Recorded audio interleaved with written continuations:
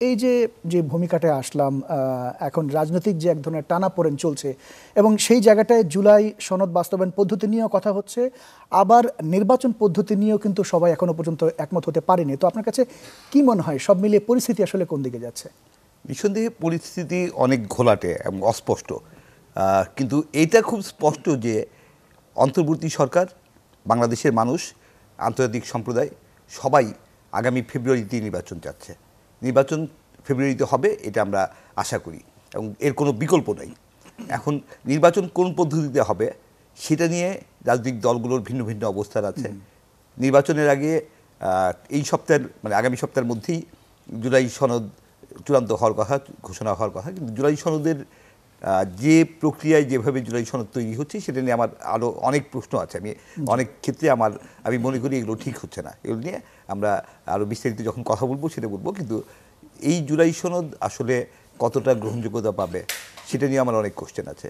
তো সব কিছুর পরেও এইসব কারণেই যে রাজনৈতিক দলগুলোর ফাইনাল অ্যাক্টার কিন্তু রাজনৈতিক দলগুলোর মধ্যে মতভেদটা এত তীব্র যেটা এক ধরনের সংশয়, এক ধরনের শঙ্কার জন্ম দেয়।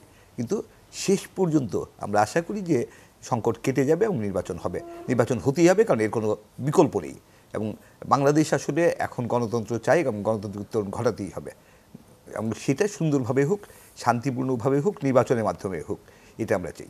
সবগুলো রাজনৈতিক দলই নির্বাচন চাচ্ছে, এটা মোট কথায় বোঝা যাচ্ছে, কিন্তু পদ্ধতিটা নিয়ে কিন্তু এক একজনের এক এক রকম মতামত রয়েছে। এটা আমাদের কাছে খুব দুঃখজনক মনে হচ্ছে কেন, যে অলরেডি তো এই সরকার ক্ষমতায় আসার পরে 13 মাস কেটে যাচ্ছে।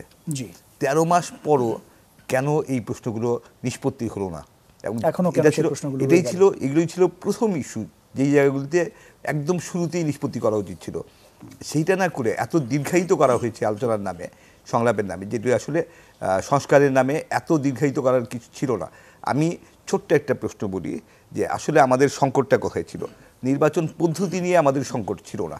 নির্বাচন প্রচলিত যে পদ্ধতি, যেটাকে আমরা ফার্স্ট পাস্ট দ্য পোস্ট বা এফপিটিপি পদ্ধতি বলি, আর পিআর পদ্ধতি, এই দুই পদ্ধতি নিয়ে এখন একটা বড় বিতর্ক হচ্ছে রাজনৈতিক দলগুলোর মধ্যে। আমাদের কারো কি কখনো ডিমান্ড ছিল যে আমরা পিআর পদ্ধতিতে নির্বাচন চাই? সংস্কার কমিশন কেন এই পিআর পদ্ধতি বাংলাদেশে টেনে আনলো এবং কেন এনে একটা বিতর্কের জন্ম দিল? শিকড়টা তো আসলে ওইখানে, কিন্তু সেটার কোনো দরকার ছিল না। প্রচলিত যে পদ্ধতি নির্বাচন হচ্ছিল বছর বছর সেভাবেই হতে পারতো। আমাদের সংকট ছিল সেটা হচ্ছে যে নির্বাচনের নামে প্রহসন হচ্ছিল, সেক্ষেত্রে সরকারি হস্তক্ষেপ হচ্ছে, নির্বাচন পিছিয়ে দেওয়ার এক ধরনের মানসিকতা। আমি মনে করি এটা ডিজাস্টার হবে এবং এটা কোনোভাবেই উচিত হবে না। নির্বাচন পেছানোর কোনো সুযোগ নেই, মানুষ নির্বাচনের জন্য তৈরি হয়ে গেছে। আরেকটা বিষয় খুব গুরুত্বের সাথে আমাদের খেয়াল রাখতে হবে, যে শুধুমাত্র রাজনীতির বিষয় না, নির্বাচন অর্থনীতির বিষয়, কোটি কোটি মানুষের, 18 কোটি মানুষের জীবন জীবিকার বিষয়। নির্বাচনের কারণে একটা নির্বাচিত সরকারের অপেক্ষায় অনেক অর্থনৈতিক সিদ্ধান্ত আটকে আছে। দেশি বিদেশি অনেক বিনিয়োগকারীরা সিদ্ধান্ত নিতে পারছেন না যে একটা রাজনৈতিক সরকার আসলে রাজনৈতিক সরকারের যে 5 বছরের জন্য তার যে নীতি, তার পলিসি স্ট্যাটাসটা কী হবে, আমি যে বিনিয়োগ করব আমার বিনিয়োগ কতটা নিরাপদ থাকবে বা থাকবে না, সেই জায়গাতে মানুষ আসলে বিনিয়োগকারীরা সিদ্ধান্ত নেওয়ার অপেক্ষায় আছেন। সেটা বিদেশি বিনিয়োগকারী, দেশি বিনিয়োগকারী। বিনিয়োগ ছাড়া কোনোভাবেই অর্থনীতি সচল করা যাবে না। অর্থনীতিতে যদি নতুন ইনফ্লাক্স না হয়, নতুন বিনিয়োগ না হয়, সেটা দেশি বিদেশি দুটোই যদি না হয়, কর্মসংস্থান সৃষ্টি করা যাবে না। আমরা যে 4 কোটি নতুন ভোটারের কথা বলছি, প্রতি বছর আমাদের প্রচুর ছেলে মেয়ে গ্র্যাজুয়েশন কমপ্লিট করে কিংবা যার যার স্তর থেকে, কেউ হয়তো পলিটেকনিকে কমপ্লিট করে, কেউ এসএসসি কমপ্লিট করে তারা শ্রমবাজারে আসছে, কর্মজীবনে প্রবেশ করতে যাচ্ছে। তাদের জন্য যদি আমরা কর্মসংস্থান সৃষ্টি করতে না পারি, শুধু রাজনীতি দিয়ে দেশ চলে না। রাজনীতির বড় অংশই হচ্ছে, রাজনীতি হচ্ছে জীবনের সব কিছু ব্যাপী একটা বিষয়। অর্থনীতিকে সচল করতে না পারলে রাজনৈতিক সংকট আরও তীব্র হবে।